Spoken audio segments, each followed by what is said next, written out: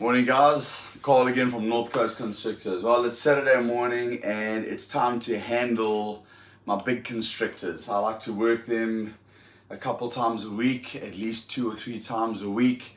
Saturday morning being one of those mornings. I also clean my snake room on those days. I've had some of the dumerils, one of the dumerils shed out, and I've got a big female retic there. Well, she's a sub-adult female retic, but she's my biggest one. She ate a good meal a couple days ago now. She's ready to be handled. So I'm gonna pull the retics out, and I'm gonna start doing some handling and I'll show you how I go about it. We're gonna start off with this boy here. This is a sub-adult motley het albino. When did he eat last? Okay, he's fine. Now, he's very, very active. He's got an incredible feeding response, as you can see. He's not here to play games. He wasn't actually trying to bark me there. As you can see, he just wanted to smell. He just thought I was going to be offering him food. Do you see why it is so important to have a snake hook with you at all times? Okay. Now, I know a lot of people will probably get freaked out about that. But you can see he's not even head shy. I can put my hands right over his head. And all I want to do is get this guy out and give him a little bit of, he doesn't really want to come out now. I didn't give him much warning that I was gonna open up his tank and pull him out. Yep. But guys, I'll handle that later. That's one of the things that you have to understand if you want to own retics. Okay, if you want to, and this is a small retic. He is nowhere near fully grown. He's not even halfway yet. And you can see how, as I opened the glass, he just launched out. Now that is a feeding response. He was already at the front of the tank. He was at the front of the glass looking. He automatically thinks that when I come to the tank, it's food time, that I'm going to be offering him food. And when I open the glass, that I'm going to feed him. And he just was expecting food to be there.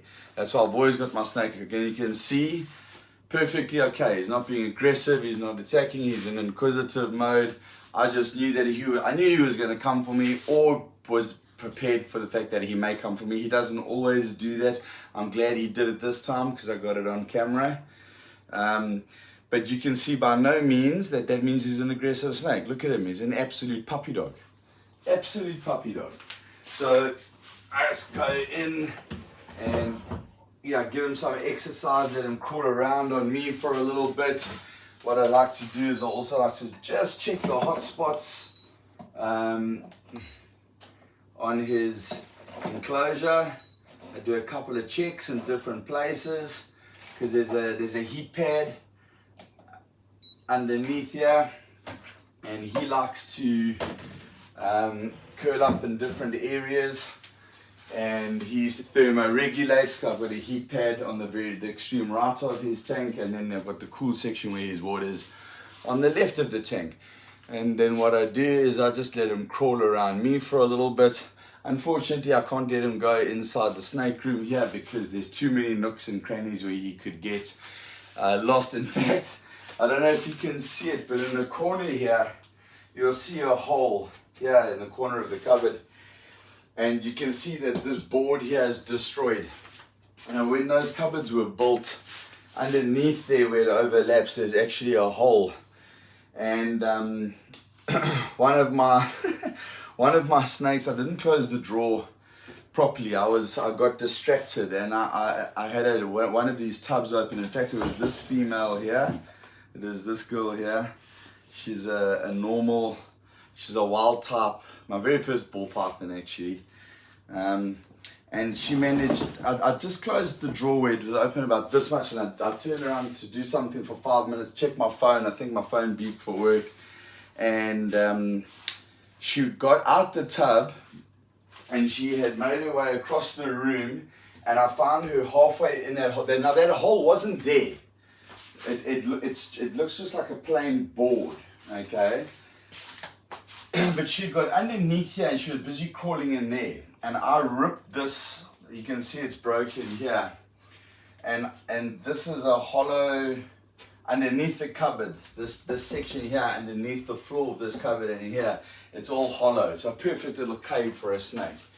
And I had to rip that open and rip the bottom floor of that cupboard out and get her out, because because if I had to pull it out I would have damaged it, so I had to literally break it and then I put it back together in pieces. Anyway, so I pulled her out and put everything back together and got her back in the tub, but I need to actually put a whole new board there. So this is my boy Kratos. Okay, very, very inquisitive. He's a beautiful snake. He's a motley. Het albino. It looks like he's starting to dull a little bit. I don't see any pinkish on the belly, but that doesn't really mean anything for a retic. It's usually when the brightness and the iridescence starts to dull out and fade a little bit, that he's gonna probably start going into shed in about a week or so. So let's get him back in his enclosure and let's pull out another constrictor. Okay, so he's had a break, he's had a nice little work. Now this is a snake that really I battle with sometimes. She can be, where's her head?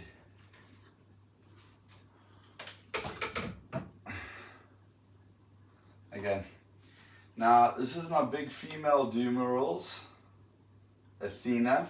Now what I'm doing is I'm using my snake hook, alright?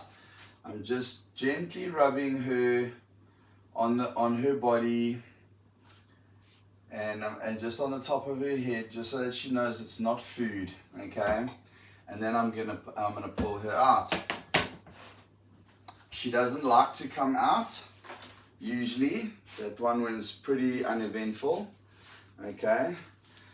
Dumerils are stunning snakes. Looks like she's gonna go into the blue any minute. Let me just check those eyes. They haven't clouded over yet. This is an incredibly powerful snake. They love, when you see the feeding response of a dumerils, it's quite impressive. It can be a bit scary. She is almost an adult. In fact, she's breeding ready this year.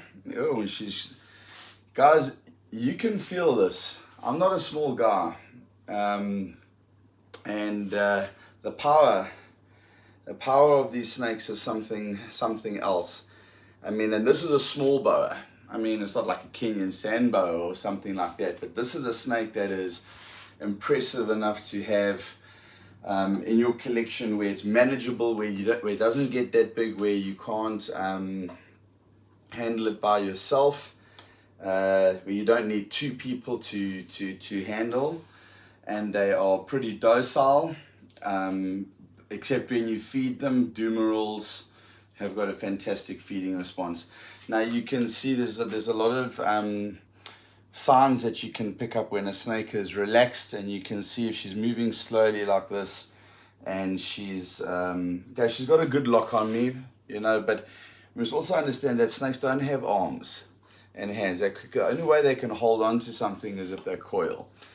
Now she's got slow tongue flicks. She's very inquisitive. She's just checking everything out. And all I'm doing is just giving her a little bit of time out the enclosure. I'm not going to keep them out for that long because I want to do all four. I've got more than that, but some 8 last night, so I'm not going to pull them out. But if there's 4 constrictors that I'm going to pull out, 2 dumerils, boas, and 2 retic pythons. And usually I would take them out and hold them for about a good 5 to 10 minutes each, and stretch them and work them, and you know, kind of like what I'm doing now. You know, let them stretch out a little bit. Let them get out, you know, onto the ground. I don't know if you can see, maybe you can't from there, but I would just let her kind of cruise around. Not too much. She's a bit slower than some of the other snakes, but what I'd do is I'd let her move around, and what I do is I'm giving her a good stretch, and then I'll put her back in the enclosure. Her new enclosure is almost ready. The dumerils are all going up to a bigger size enclosure, and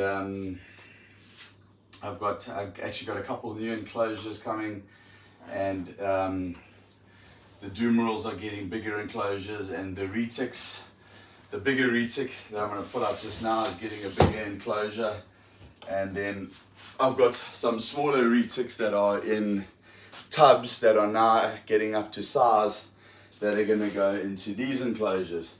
Okay, so the next guy I'm going to put out is over here. If I can swing the camera around. Okay, so the next guy I'm going to pull out is over here. This is my male dumerils, the same as that female, but this is the boy. This is Thor. He's just shed. He's got a fresh shed. I'll just plonk it over there, and I'm gonna give Thor a little tap on the head here, just so that he knows that I'm not offering him food, and he's out of food mode. But he doesn't like to come out the enclosure, and he makes a beeline for the end there. And I will get him out. I just don't want to irritate him too much, and I don't want to get tagged, but I've got to get his head in the right position. Okay, right, just want to get him out. There we go. Okay, now that's a striking position. However, once he's out, he's fine. There we go. Okay, so chilled. I haven't even moved the camera. Okay, so once he's out, he's cool. He understands. He doesn't. No one likes to be woken up from a sleep. And it's now, these snakes are nocturnal. Okay, so that's kind of like bedtime for them now, and I've come in and woken him up, and while he's trying to have a snooze, it's bedtime for him, and I've just come in and messed all that up for him. So of course he didn't want to come out.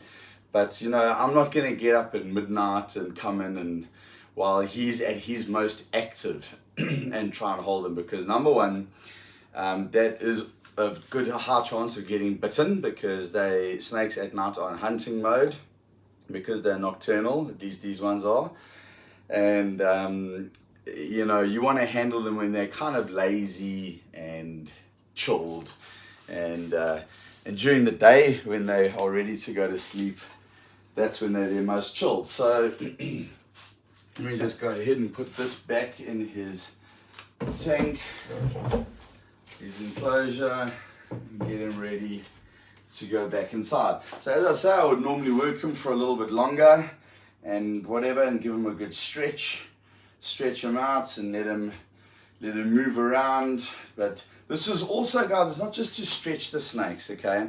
It's interaction, and it's socializing. It's them, it's putting my hands by them.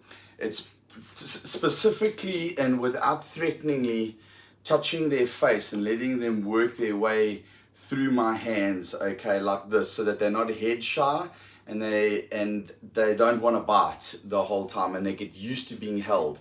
I've got a 10-year-old son. He's often in the snake room with me, and these snakes are going to get a lot bigger. These aren't fully grown yet. This guy will be fully grown in about a year to 18 months, I would say he would, and he'll get even bigger. He's probably about 3 years old now, 3.5 years old. I try to pair up this year with him. I've decided that I'm not going to pair these two dumerils this year. What I'm doing is I'm waiting until I'm just giving it one more year. I've got too many other snakes to breed, and I don't want to end up in a situation, and I'm running out of space. So, for her to push out a clutch of anywhere between 12 and 20 live young, I've got to house those little hatchlings before I sell them, look after them, feed them. So I need a whole new rack just for those hatchlings, and I've got 125 ball pythons already, and 40 of those females are locking up this year. I don't know how many hatchlings I'm going to have, I'm just running out of space. So I'm not pairing this couple this year. They're going to be bred next year, and next year I'm going to have a different and far bigger snake facility with more racks. Okay, so in he goes in his enclosure. He's had a bit of a workout. Right, so now it's time. Now it's time to pull out my favorite girl. Okay, I'll pull her out. This is my lavender albino reticulated python. she is a sub-adult. Okay, now she's also got an incredible feeding response. She is a sweetheart. But I also don't, although I've never been bitten by her, there's always a first. Never say never. Don't be that guy. Don't be that guy and think that you know so much that your snake will never bite you. She's coiled up in a perfect S position, ready for a strike. But this snake is awesome. She knows me well. But I'm going to get her out of her feeding response just by tapping her on the head like that. So now she knows it's not food. I'm not opening up her tank to feed her. She's still got some tongue flicks going on there. And then I'm going to pull her out. Come, girlie. Come on. There we go. Now she knows it's me. I've got my hand on her head. And it's time for her to come out. Okay. Oh, she's a bit bigger. Alright, as you can see. And let me move the camera now back so that hopefully. Okay, so now this is a beautiful lavender albino 100% het genetic stripe reticulated python. She will breed for me next year, and I would show you the male. She's either going to breed with the male that I pulled out first, that motley het albino, but I do have a motley visual purple albino het titanium, otherwise known as a citron, that will be of size next year to breed with her. But he's still too small now. But anyway, this is Honey, okay, and she's my girl, and she's getting a little bit of a stretch and a whatever, and getting her out. So she's also socializing, get used to me, and will keep on getting used to me. Just feel her hot spots here. Make sure that everything is in order. And before she goes running off into the inverter system there, I can feel, oh, she's got a big poop ready. Just a little spot clean. We've got a little bit of dried fur here. I can feel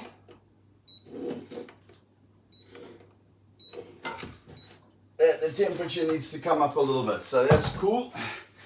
So the first things first is that temperature there, I'm putting it in hold on a second, sorry guys.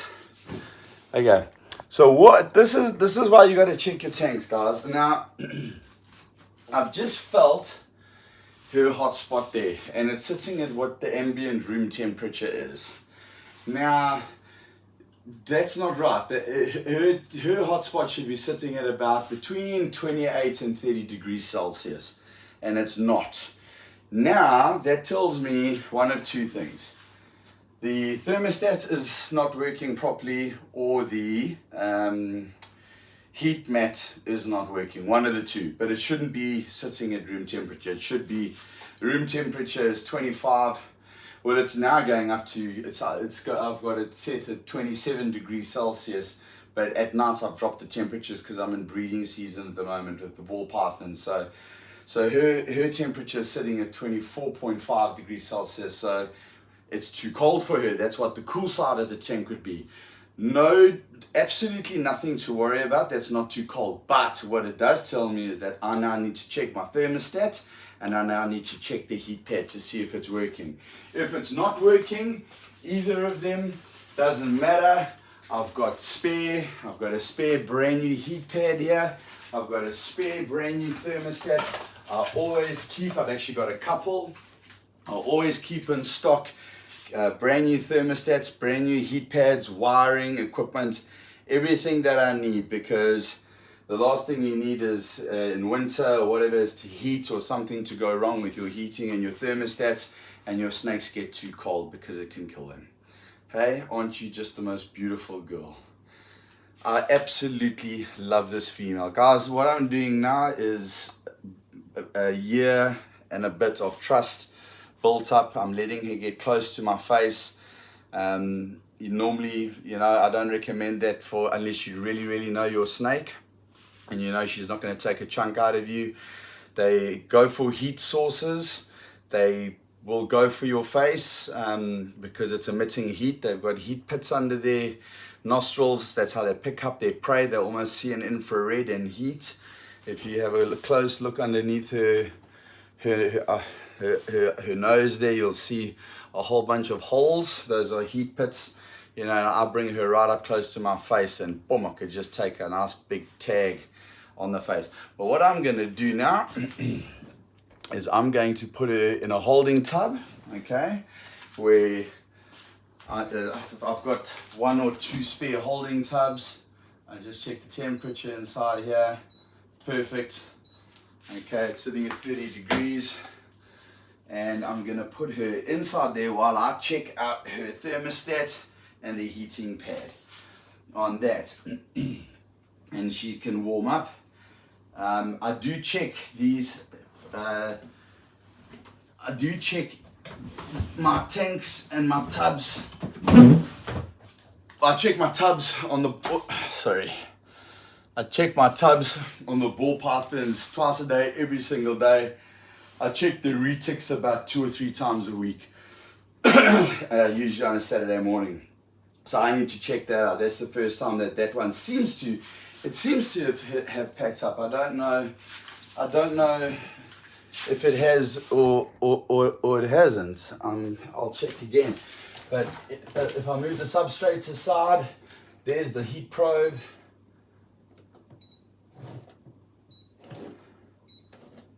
Yeah, for sure.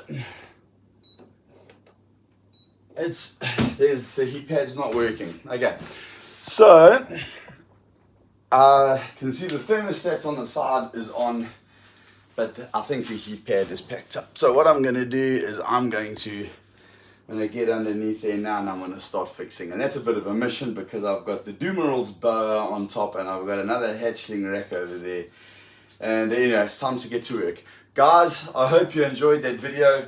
That's pretty much what I do as well on a Saturday morning before I start cleaning everything. I've already been in the snake room since 6 o'clock. I've been chilling here with my coffee. I've got my lazy boy. Those who've watched some of my videos, I've got my lazy boy down there. I sit and I chill. I have my quiet time in the morning. Everyone else was still sleeping. The girlfriend has gone out grocery shopping now. My son is with the ex-wife. I'm in my domain. I'm in my snake room. I've pulled out the constrictors. One tried to eat me. And yeah, so there's work to be done. There's always work to be done when you're a snake breeder. So let me get on with it and get that sorted out. I hope you enjoyed this video. Something different from the ball pythons. I really wish I could have pulled out those two. I've got 2 yearling motley purple albino het titanium reticulated pythons. But both of them smashed a really good meal last night. In fact, it's the biggest meals that they've taken. They get fed every 7 to 10 days, and their meal sizes are increasing now, and they are beautiful snakes. They are incredible looking snakes. Next week we'll do a video on them. I like to give them about 5 days for their food to digest. When I feed the big snakes, the ball pythons I give 2 days, the bigger snakes, the big dumerils and whatnot, 4 to 5 days before I pick them up and handle them. And their feeding regime is anywhere between the dumerils, I would say 10 to 14 days, and the retic also around about the same, every 10 to 14 days. The yearlings every 7 to 10 days. Yeah. And then this girl here, she can sometimes go off food for about 3 weeks. She sometimes refuses. Her meals are starting to spread out a little bit, but her meals are bigger. Guys, that's it. Over and out from me. Have a wonderful weekend, and we'll catch you on the next video. Cheers.